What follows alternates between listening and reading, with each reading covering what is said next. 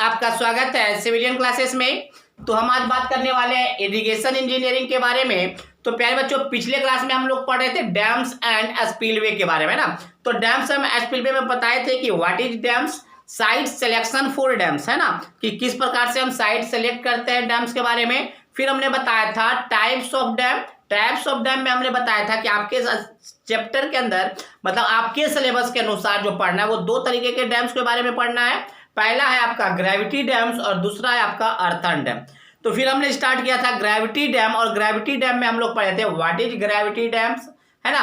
फिर हमने पढ़ा था कि forces acting on the gravity dam, मतलब कितने तरीके के various types of forces acting on the gravity dam. तो प्यारे बच्चों, इसमें हम दो फोर्सेस के बारे में हम लोग चर्चा पिछले क्लास में किए थे।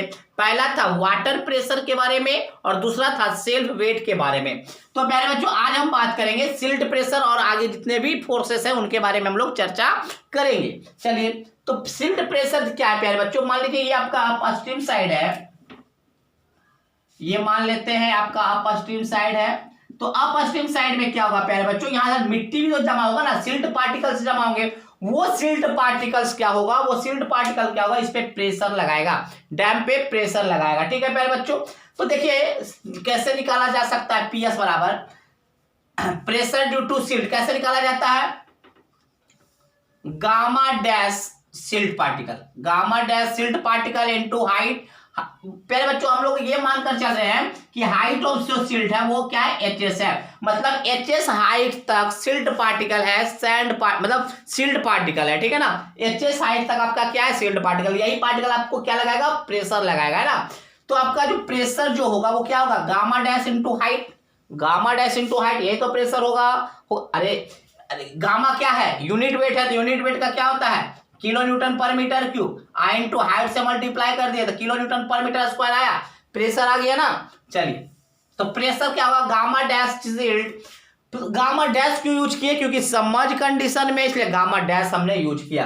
तो पहले बच्चों गामा डैश को हम क्या लिख सकते हैं, gamma sat silt minus gamma W into H S, ठीक है ना, इंटू एच एस। यहां तक तो क्लियर है प्यारे बच्चों। अब ये बताए प्यारे बच्चों, आपको ये भी पता होगा स्पेसिफिक ग्रेविटी बराबर क्या होता है, गामा सॉइल और बटे गामा डब्ल्यू होता है या नहीं। तो गामा सॉइल क्या हो जाएगा, गामा सिल्ट क्या हो जाएगा प्यारे बच्चों, जी गामा डब्ल्यू। तो पीएस बराबर हम लोग क्या लिख सकते हैं, गामा सेट सिल्ट का क्या लिख सकते हैं, जी gamma W minus gamma W into H S, into H S. PS बराबर क्या हो जाएगा प्यारे बच्चों, ऐसे कर देते हैं, गामा डब्ल्यू निकाल लीजिए।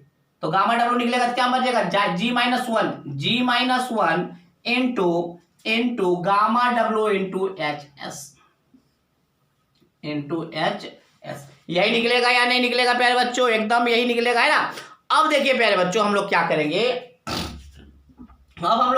हमको पता है कि आपका जो प्रेशर होता है अर्थ प्रेशर ही तो लग रहा है। आप लोग पढ़े होंगे सॉइल मैकेनिक्स में 4th सेमेस्टर में, अगर नहीं पढ़े हैं तो इसको कहा जाता है सॉइल के द्वारा डैम पे अगर जो प्रेशर लग रहा है और डैम के द्वारा उसमें अर्थ प्रेशर, इसको क्या कहते हैं, अर्थ प्रेशर कहते हैं। तो अर्थ प्रेशर अगर हम निकाले जाए, एक सब स्मॉल पी था, स्मॉल पी कैपिटल पीएस निकाले जाते हैं, तो होता क्या है प्यारे बच्चों, इसका एरिया क्या हो जाएगा प्यारे बच्चों, हाफ। ये पीएस निकाल चुके हैं, ये पीएस कितना निकल गया है, G minus one into gamma W into H S into height कितना हो गया, H S, into earth pressure coefficient लगाना पड़ता है, के ए। क्या लगाना पड़ता है, ये तो आपका क्या ट्रायंगल का एरिया हमने निकाला, इंटू क्या किए, के ए क्या है प्यारे बच्चों, के ए आपका है अर्थ प्रेशर कोफिशिएंट, अर्थ प्रेशर कोफिशिएंट का जो वैल्यू होता है प्यारे बच्चों 1 माइनस साइन फाइव बटे 1 प्लस साइन फाइव, जहां पे फाइव क्या है आपका प्यारे बच्चों, angle of frictional force. Soil mechanics में पढ़े होंगे, जब आप शियर स्ट्रेंथ पढ़ रहे होंगे सॉइल मैकेनिक्स में 4th सेमेस्टर में, तो आपको फाइव और सी के बारे में बताया गया होगा, जिसमें बताया होगा फाइव क्या है, एंगल ऑफ फ्रिक्शनल फोर्स। ठीक है प्यारे बच्चों। तो पीएस का फॉर्मूला, सिल्ट प्रेशर क्या हो जाएगा, silt pressure 1 minus sine five बटे 1 plus sine five into 1/2 G minus one gamma W H S का होल स्क्वायर। तो इस तरह से हमने सिल्ट का फोर्स भी निकाल दिया। ठीक है प्यारे बच्चों, तो ये आपका था शील्ड प्रेशर या शील्ड फोर्स, ठीक है ना। तो शील्ड के कारण इस प्रकार से हम फोर्स निकाल सकते हैं, ठीक है। तो चलिए पहले इसको नोट डाउन कीजिए।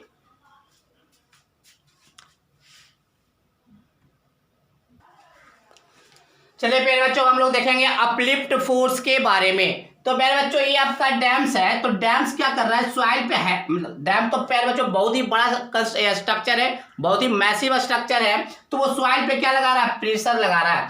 तो सॉइल पे अगर प्रेशर लगा रहा है तो सॉइल में उस पर एक फोर्स लगा रहा है जिसको अपलिफ्ट फोर्स कहते हैं। अब देखिए प्यारे बच्चों जो अपलिफ्ट फोर्स है वो परमेबिलिटी पे डिपेंड करेगा। मान लीजिए इसका परमेबिलिटी क्या है, जितना ज्यादा होगा उसमें वाटर फोर्स अपलिफ्ट फोर्स ज्यादा लगेगा, ठीक है प्यारे बच्चों। चलिए तो हम देखेंगे प्यारे बच्चों it is an over turning force. अगर प्यारे जितना ज्यादा अपलिफ्ट फोर्स होगा वो कलटने का कोशिश करेगा, इधर से लगाएगा तो देखिए अगर नीचे से फोर्स लगाएगा प्यारे बच्चों तो ये तो उलट देगा ना, तो ये ओवर टर्निंग फोर्स कहलाता है। It is an over turning force which depends upon permeability of the foundation। वो डिपेंड करता है कि फाउंडेशन जिस सॉइल पे किया उसका परमेबिलिटी क्या है। This acts upward of the foundation, और कैसे कहां पे लगता है अपलिफ्ट फोर्स, ऊपर की डायरेक्शन में लगता है। अपलिफ्ट फोर्स निकालने के लिए फॉर्मूला हमारे पास है KWB इंटू H+D/2। तो यहाँ पे K क्या है प्यारे बच्चों, परमेबिलिटी है, परमेबिलिटी ऑफ सॉइल फाउंडेशन है। अगर प्यारे बच्चों जो अच्छा रॉक्स होता है जिसमें परमेबिलिटी नहीं होता, जिसमें पानी पास नहीं करता है, उसका क्या होता है, जीरो होता है। तो हम बोल सकते हैं zero for good hard rock. जो गुड हार्ड रॉक्स है उसका परमेबिलिटी क्या होता है, जीरो होता है। यहाँ पे H क्या है प्यारे बच्चों, ये जो H देख रहे हैं height of upstream, height of water in upstream side, और HD जो है प्यारे बच्चों height of water in down stream side. और यहाँ पे देखिए B क्या है, B आप लिख सकते हैं width of base width of dams, base width of dam. W क्या है, तो unit weight of water, W क्या है, यूनिट वेट ऑफ वाटर। तो चलिए प्यारे बच्चों इस फॉर्मूले से हम लोग अपलिफ्ट फोर्स निकालेंगे। चलिए नोट डाउन कीजिए।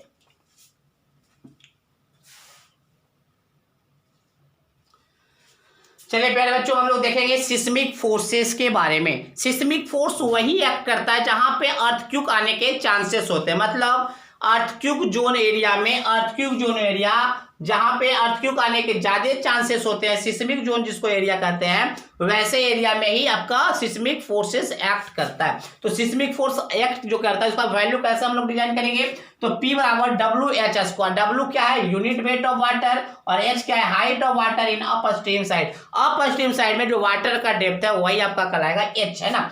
तो यही लिखा हुआ है प्यारे बच्चों, these forces are consider only in such area of country which comes under seismic zone. वैसे एरिया में ही डैम्स पे हम सिस्मिक फोर्स कैलकुलेट करेंगे जो कि सिस्मिक जोन में बनाए गए हैं। सिस्मिक जोन किसको कहते हैं, कि वैसे एरिया जहां पे possibility of earthquake is more, जहां पे पॉसिबिलिटी ऑफ अर्थक्वेक क्या है प्यारे बच्चों, आने के ज्यादा होते हैं। एंड दीज आर टेकन, और उसको कैसे निकाला जाता है, P बराबर WH²। W क्या है, unit weight of water, H क्या है, height of water in upstream side. चलिए अब लोग देखेंगे वेव प्रेशर। देखिए प्यारे बच्चों वेव प्रेशर क्या होता है, ये आपका डैम्स है, और ये प्यारे बच्चों आपका क्या है, अपस्ट्रीम साइड में वाटर है। तो जो वाटर होगा प्यारे बच्चों किस प्रकार से आएगा, तो जो हाइट है, जो मैक्सिमम हाइट है वेव का, जो मैक्सिमम हाइट है वेव का, वही आपका क्या कहलाएगा, HW, height of wave, height of wave. तो देखिए मेरे बच्चों क्या बोला गया, wave pressure is acting on the gravity dam. Wave pressure gravity dam पे एक्ट होता है, and it is calculated by following formula.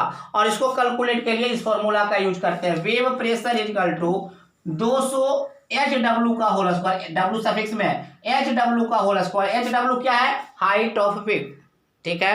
तो प्यारे बच्चों इस प्रकार से हमने सारे फोर्सेस के बारे में, अच्छा एक आप लोग सोचेंगे विंड प्रेशर, तो विंड प्रेशर बहुत ही कम होता है प्यारे बच्चों, इसलिए उसको कोई कैलकुलेट हम लोग नहीं करेंगे। तो हमने सारे फोर्सेस जो कि आपका ग्रेविटी डैम पर एक्ट करता है, उन सारे फोर्सेस के बारे में हम लोग चर्चा किए। तो प्यारे बच्चों अब हम लोग ये जानना चाहते हैं कि हाई डैम किसको कहा जाता है, लो डैम किसको कहा जाता है, हाई डैम और लो डैम किसको कहा जाता है, उसके बारे में हम लोग चर्चा करेंगे। तो चलो पहले आप इसको नोट डाउन कीजिए।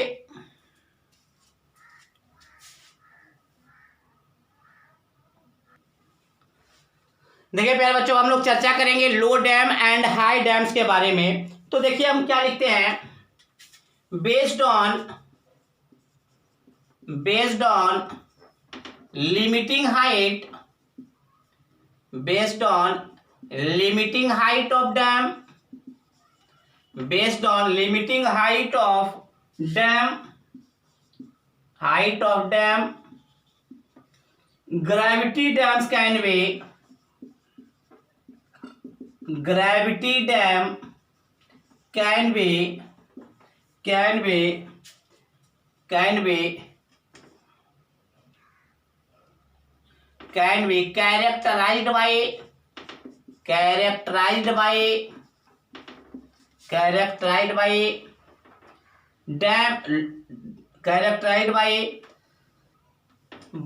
characterized as high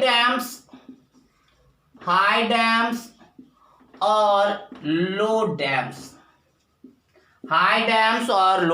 प्यारे बच्चों हमने क्या बोला, हमने बोला कि लिमिटिंग हाइट ऑफ डैम्स के अनुसार, लिमिटिंग हाइट कैसे निकाला जाता है वो भी हम बताएंगे। तो लिमिटिंग हाइट ऑफ डैम्स के अनुसार हम ग्रेविटी डैम को कैरेक्टराइज करेंगे हाई डैम्स या लो डैम्स में। तो प्यारे बच्चों अब देखिए, limiting height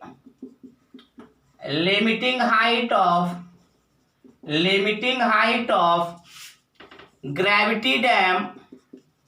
gravity dam can be calculated by following formula।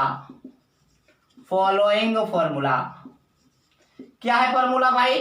तो H लिमिटिंग मतलब limiting height, H limiting is equal to क्या होगा, F बटे W into S minus C plus 1। कहीं प्यारे बच्चों C को गायब कर देता है, सिर्फ डायरेक्ट लिख देता है 1 प्लस S लिख देता है, तो वो भी सही है। बट जो स्टैंडर्ड बुक्स होते हैं प्यारे बच्चों उसमें लिखता है S माइनस C प्लस 1। यहाँ पे F क्या है प्यारे बच्चों, तो F बराबर लिखिएगा allowable compressive strength of dam material. Dam material किसका बना होता है, कंक्रीट का बना होता है, तो कंक्रीट मटेरियल है ना। W क्या है प्यारे बच्चों, तो W बराबर लिखिएगा स्पेसिफिक वेट ऑफ वाटर। आप लोग फ्लूइड मैकेनिक्स में पढ़े होंगे specific weight of water. Specific weight आप समझ सकते हैं, simple unit weight of water, ठीक है ना। यहाँ पे S क्या है प्यारे बच्चों, S के बारे में लिख लीजिएगा specific gravity of concrete, specific gravity of concrete. अब क्या बचा प्यारे बच्चों, C क्या है, अपलिफ्ट प्रेशर कोएफिशिएंट। C क्या है, अपलिफ्ट प्रेशर कोएफिशिएंट। तो जनरली प्यारे बच्चों, जनरली अपलिफ्ट प्रेशर कोएफिशिएंट को 0 मानकर चलता है, इसलिए C को क्या कर देता है, 0 कर देता है। अब देखिए प्यारे बच्चों, अब लो डैम और हाई डैम किसको कहेंगे, ठीक है ना। तो देखिए सबसे पहले हम लो डैम को अगर डिफाइन करें, लो डैम, तो हम क्या बोलेंगे, किसी डैम का हाइट अगर H लिमिटिंग से कम है, किसी भी डैम्स का हाइट अगर H लिमिटिंग से कम होगा तो वह डैम्स लो डैम्स कहलाएंगे। या कोई ऐसा डैम जिसका हाइट इस H लिमिटिंग से ज्यादा है तो वह हाई डैम्स कहलाता है, ठीक है प्यारे बच्चों। तो हम क्या लिखेंगे, if the height of gravity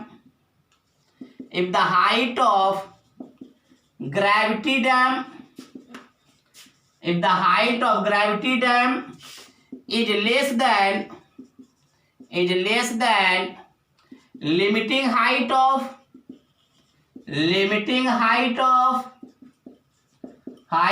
gravity dam,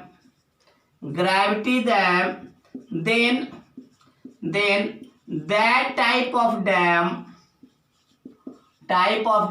is called low dam। तो हमने क्या बोला प्यारे बच्चों, अगर किसी भी ग्रेविटी डैम्स का height limiting height of gravity dam से अगर कम है तो ऐसा डैम आपका कहलाएगा लो डैम्स कहलाते हैं, ठीक है प्यारे बच्चों। तो चलिए अब हम लोग हाई डैम्स के बारे में बात कर ले।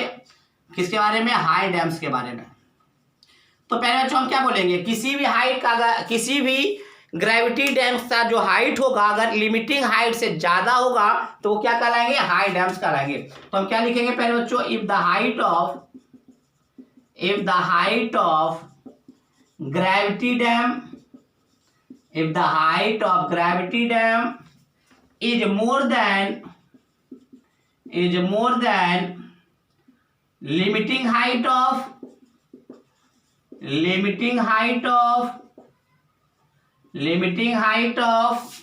gravity dam, then that type of dam is called high dams. ठीक है प्यारे बच्चों, तो आपको इस समझ में आ गया होगा कि अगर सबसे पहले हम लिमिटिंग हाइट निकालेंगे किसी भी ग्रेविटी डैम्स का, जो क्या होता है F/W into S minus C plus 1। यहाँ पे F क्या है, जिस मटेरियल का बनाया गया है ग्रेविटी डैम, जनरली कंक्रीट का बनाया गया है, तो उसका कॉम्प्रेसिव स्ट्रेंथ कितना है। नेक्स्ट W क्या है, यूनिट वेट ऑफ वाटर या specific weight of water. S क्या है, तो स्पेसिफिक ग्रेविटी ऑफ कंक्रीट का स्पेसिफिक ग्रेविटी कितना है। C क्या है, तो अपलिफ्ट प्रेशर कोएफिशिएंट है, समटाइम्स इसको 0 ले लिया जाता है। अब हमने क्या बोला, किसी भी ग्रेविटी डैम्स का हाइट अगर इस H लिमिटिंग से कम है तो वह लो डैम्स कहलाएंगे, अगर किसी ग्रेविटी डैम्स का हाइट इस H लिमिटिंग से ज्यादा है तो वह आपको हाई डैम्स कहलाएंगे। ठीक है प्यारे बच्चों, क्लियर हो गया होगा कि लो डैम्स और हाई डैम्स किसको कहते हैं। तो चलिए पहले आप इसको नोट डाउन कीजिए।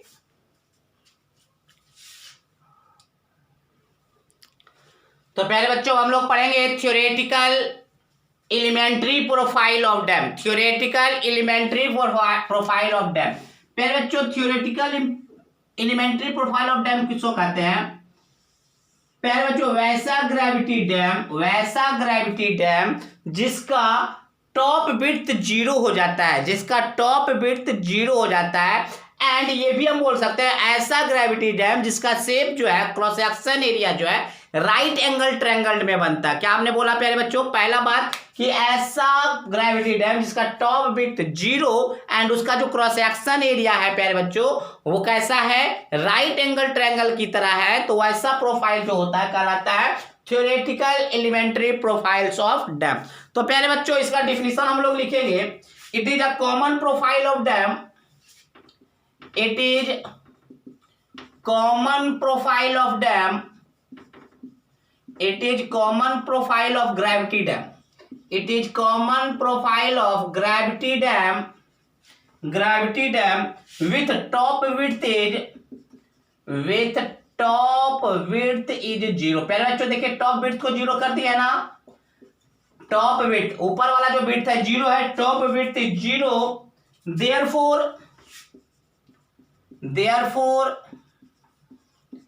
therefore shape of the dam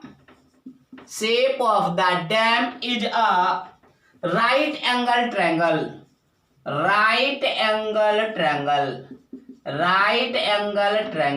प्यारे बच्चों हमने क्या बोला, देखिए आपका जो थ्योरेटिकल एलिमेंट्री प्रोफाइल ऑफ जो डैम है वो कॉमन प्रोफाइल होता है किसी भी ग्रेविटी डैम का। क्या होता है, कॉमन प्रोफाइल होता है, मतलब जनरली ऐसा ही बनाया जाता है। और ये ऐसा डैम है जिसका टॉप विड्थ क्या होता है, टॉप में देखिए नीचे विड्थ है लेकिन ऊपर कोई विड्थ नहीं है, मतलब टॉप विड्थ की 0 है। Therefore shape of dam is right angle triangle, तो इसीलिए इसका शेप कैसा बन जाता है, राइट एंगल ट्रायंगल की तरह बन जाता है। अब इसमें याद रखिएगा प्यारे बच्चों, इस टाइप में मतलब theoretical elementary profile of dam में 3 ही तरह का फोर्स एक्ट करता है। सबसे पहला तो आपका सेल्फ वेट ऑफ डैम है, दूसरा हाइड्रोस्टैटिक फोर्स है मतलब वाटर प्रेशर है, और तीसरा आपका अपलिफ्ट फोर्स है। कौन सा है, अपलिफ्ट फोर्स है। तो हम लिख सकते हैं प्यारे बच्चों, only three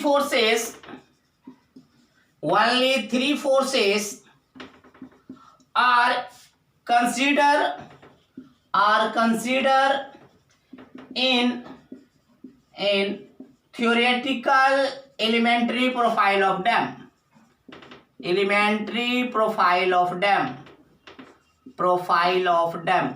कौन कौन सा प्यारे बच्चों बोले, पहला तो हमने बोला सेल्फ वेट ऑफ डैम, दूसरा हमने बोला अपलिफ्ट प्रेशर, और तीसरा हमने बोला hydrostatic pressure, hydrostatic pressure, hydrostatic pressure, या इसी को बोल सकते हैं आप वाटर प्रेशर। तो प्यारे बच्चों हमने क्या बोला, theoretical elementary profile of dam ऐसा डैम है जिसका टॉप विड्थ 0 है और क्रॉस सेक्शन एरिया जो होता है वो कैसा बन जाता है, राइट एंगल ट्रायंगल की तरह बन जाता है। That means theoretical elementary profile of dam में जब एनालिसिस करते हैं, जब डिजाइन करते हैं, तो ये तीन ही तरह के फोर्स को हम लोग एनालिसिस करते हैं। पहला सेल्फ वेट ऑफ डैम्स के बारे में, अपलिफ्ट फोर्स के बारे में, एंड तीसरा hydrostatic pressure that means water pressure के बारे में चर्चा हम लोग करते हैं। तो ये आपका था theoretical elementary profile of dams के बारे में। अब हम लोग चर्चा करेंगे प्रैक्टिकल प्रोफाइल ऑफ डैम। तो पहले बच्चों आप इसको नोट डाउन कीजिए।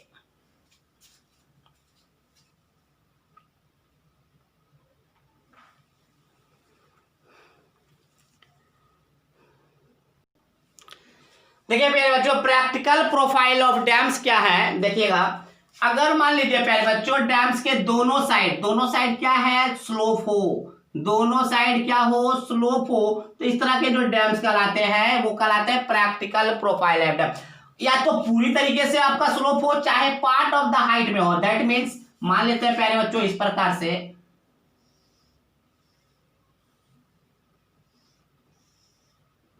ये भी आपका क्या है, प्रैक्टिकल प्रोफाइल ऑफ डैम है। देख रहे हैं प्यारे बच्चों दोनों साइड आपका क्या है, आपका कुछ ना कुछ स्लोप है, या तो पूरी तरीके मतलब शुरू से ही इनिशियल से ही आपका स्लोप है, चाहे पार्ट्स ऑफ द हाइट में आपका स्लोप है, बट दोनों साइड है तो आपका क्या कहलाएगा प्यारे बच्चों, प्रैक्टिकल प्रोफाइल ऑफ डैम।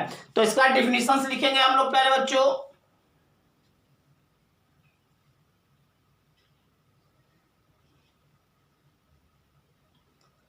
चलिए इसका डिफिनेशन हम लोग लिखेंगे। It is a gravity dam, it is a gravity dam, it is a gravity dam in which both upstream side and downstream side या downstream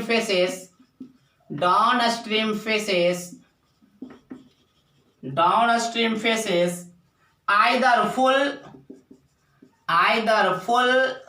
or parts of the height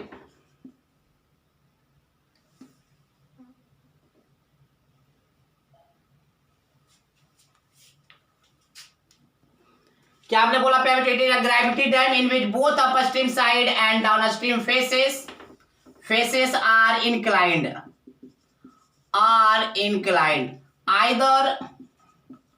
either full or parts of height। देखिए प्यारे बच्चों हमने क्या बोला, हमने बोला it is a gravity dam in which both upstream and downstream faces are inclined. दोनों अपस्ट्रीम एंड डाउनस्ट्रीम फेसेस जो है वो इंक्लाइंड है ना, आइदर फुल इंक्लाइंड हो या पार्ट्स ऑफ हाइट क्या हो, इंक्लाइंड हो, बट दोनों साइड में दोनों फेस इंक्लाइंड होगा तो ये आपका क्या कहलाएगा, वो आपका कहलाएगा प्रैक्टिकल प्रोफाइल ऑफ डैम। अब देखिए प्यारे बच्चों याद रखिएगा इन practical profile of dam generally top width is nearly 14% of height of dam। That means प्यारे बच्चों अगर हम मान ले ये आपका ए है, मतलब टॉप विड्थ क्या है, ए है, और इसका हाइट क्या है, एच है, तो जो टॉप विड्थ होता है प्यारे बच्चों वो क्या होता है, 14% of height of dam. That means A बराबर 0.14h। बात समझ में आया प्यारे बच्चों। चलिए ये तो हमने किया एलिमेंट्री प्रोफाइल के बारे में एंड प्रैक्टिकल प्रोफाइल के बारे में। तो ये शेप के आधार पे बांटा गया है प्रोफाइल, है ना। तो एलिमेंट्री प्रोफाइल में हमने क्या बोला, जिसका शेप रेक्टेंगल ट्रायंगल का होगा या टॉप विड्थ 0 होगा, उसको क्या बोलेंगे हम लोग क्या बोलेंगे, एलिमेंट्री प्रोफाइल या theoretical elementary profile.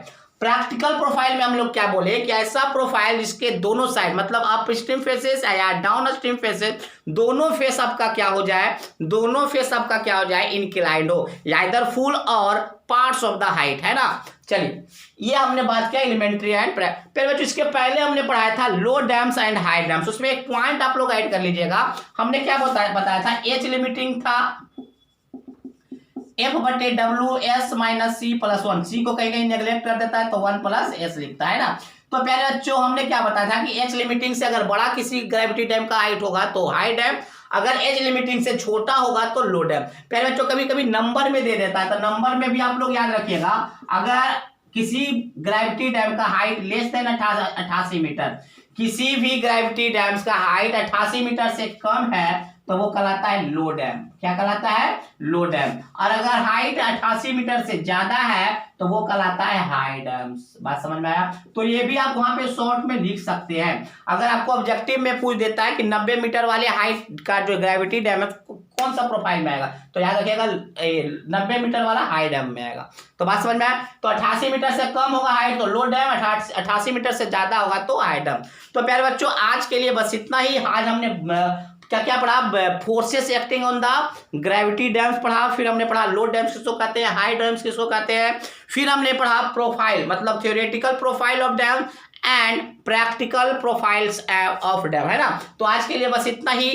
Thank you. आप इसको नोट डाउन कीजिए।